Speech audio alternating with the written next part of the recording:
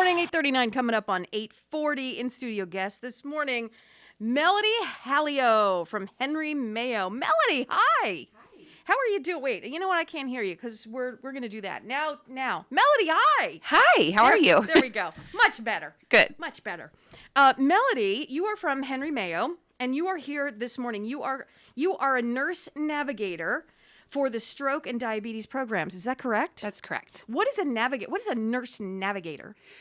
I oversee the programs, help make sure that they're running smoothly, that we're caring for the patient populations correctly on a whole, and kind of guide the staff, start new processes, policies, and make sure that we're giving stroke and diabetes patients the best care possible. Fantastic. And you're here today to talk about stroke awareness because May is Stroke Awareness Month. Yes. What I know, let's start with what Tori knows. Let's start here. Stroke, if you see a person, there are a couple of warnings, right? That if you see certain behaviors in a person, you should ask them to do certain things, and which are telltale signs of a stroke. For example, if they are slurring their words. Yes.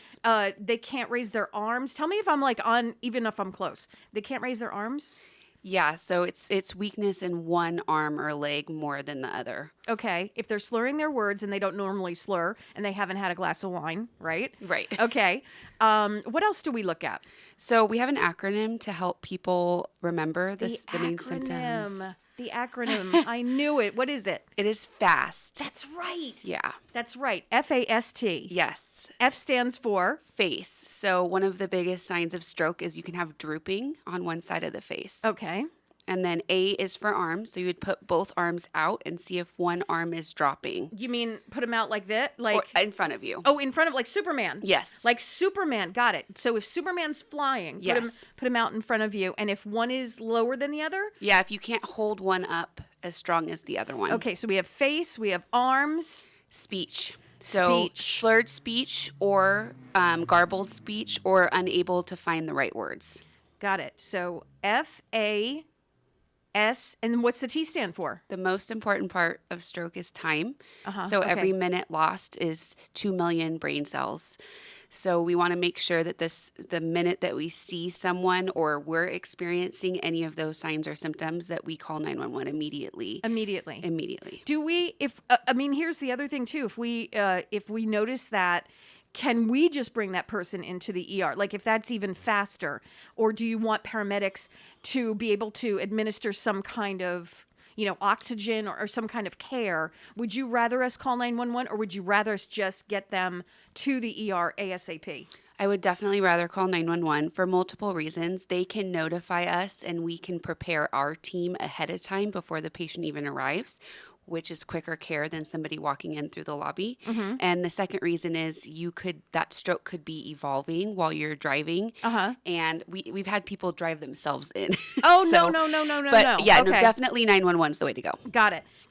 Okay, so FAST, face, arms, slurred speech. Yes. Time is of the essence. Yes. Okay, so what can we do? What can we do to prevent stroke? I know that's such a broad thing to say, but is there anything we can do on a daily basis that can prevent strokes, or are we just predestined to possibly have this happen to us? So actually, interestingly, stroke is 80% preventable, but it is still currently the most disabling disease process in the entire country. So it's 80% preventable. That's huge, though. That's huge. Like a huge number. Right. So what can we do? What can we do in order to try and whatever we can, the best we can to get keep that at bay? So basic cardiovascular risk factors, right? High blood pressure, making sure if you do have it, checking for it, treating it if you do have it, high cholesterol. Diabetes, those are the three big disease processes that you want to be screened for, treat them, and keep them under control if you have them. But even if you don't, activity, biggest thing is getting up and moving at least 3 to 4 times a week, 30 minutes, even a walk around the block is huge. Obesity is a big risk factor. Smoking, huge risk factor. Who smokes? It's 2022. Come on. So many people. Come on. I know. So many Stop people it. still. Stop. Melody. Stop. Yes. how do we stop that nonsense? I mean, it's 2022. Come on. It's not 1960. Everyone smoked in the 60s and 70s, right? But like, we're done. We're done here. Yep. So let's just stop the smoking, okay? Yes, exactly. And it's gross too. Stop it. Okay, so we can prevent this, but 80% is preventable. So we should do our part. Get up and move. Make sure you eat the right things. Get your cholesterol checked. Get your blood pressure checked. What is the difference between, I've heard this phrase before when I've been in a hospital, like just eavesdropping, TIA.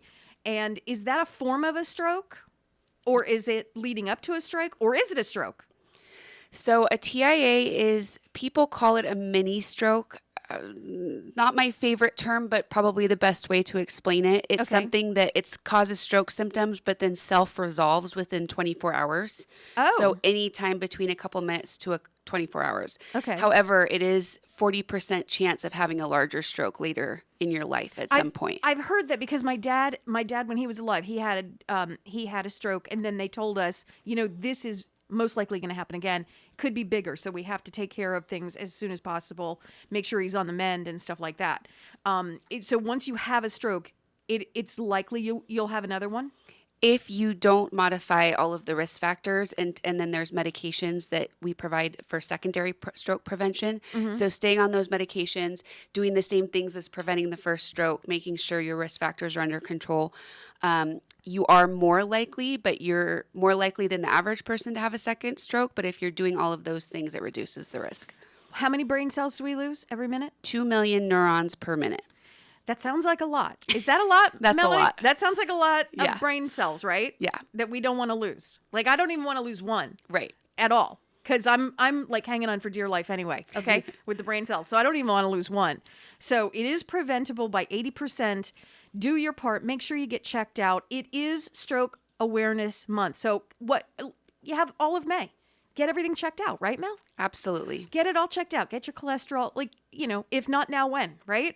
Absolutely. Melody Halio from Henry Mayo. She is the nurse navigator for the stroke and diabetes programs. It was a pleasure having you here. I hope you had some fun. Yes, I did. And Thank informative, you. Right? Yes. I think we taught some really important stuff here today. Absolutely. Or at least you did. Yes. Melody, Thank you. Thanks for coming over. Thank you for having me. I'm Susan Owen, managing